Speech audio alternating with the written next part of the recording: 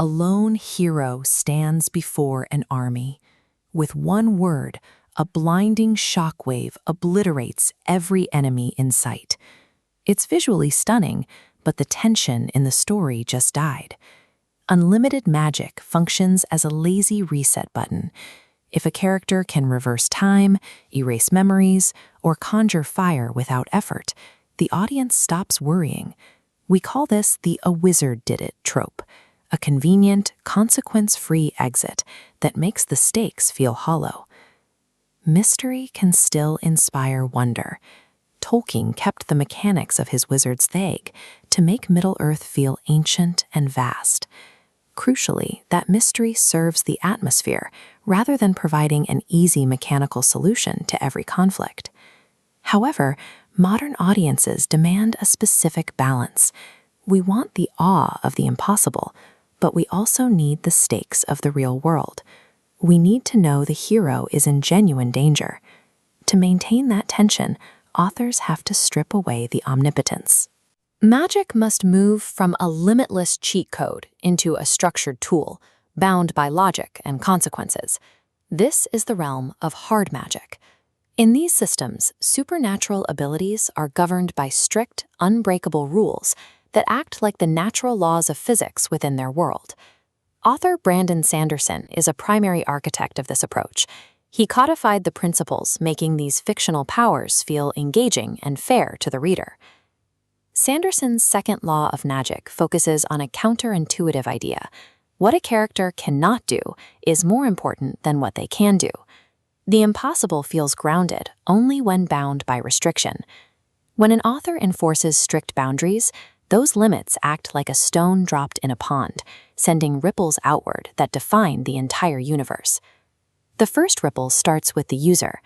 Magic needs a price tag, an immediate physical or strategic cost that forces difficult decisions.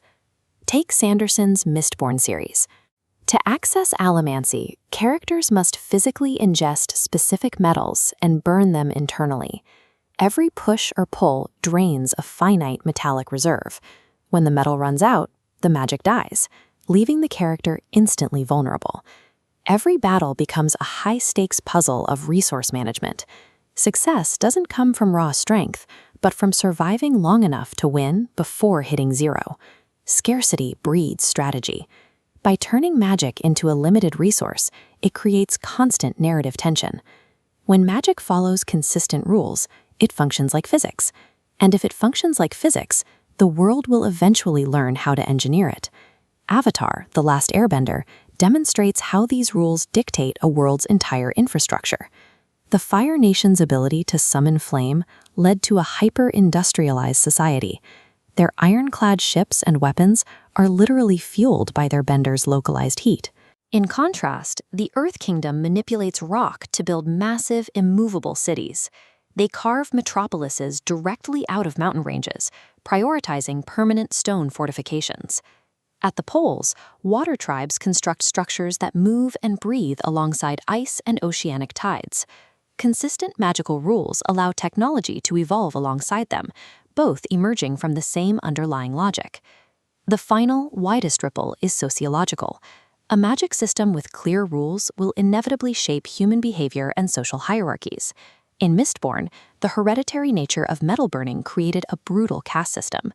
Because the power is passed through bloodlines, allomancers became a superior nobility, while those without magic were driven into systemic slavery. Avatar takes a different path, where bending is tied to a user's emotional state and philosophy. Airbending requires detachment and freedom. Consequently, air nomad culture centered entirely on pacifism, spirituality, and living in high-altitude temples accessible only to those who fly. Treating magic as a physical reality integrates it into the very foundation of a living civilization. This is the journey of systems design. A single, simple rule can organically generate an entire world. These rules act as the structural DNA of world building. Costs shape technology, technology shapes society, and they all interlock into a functioning whole.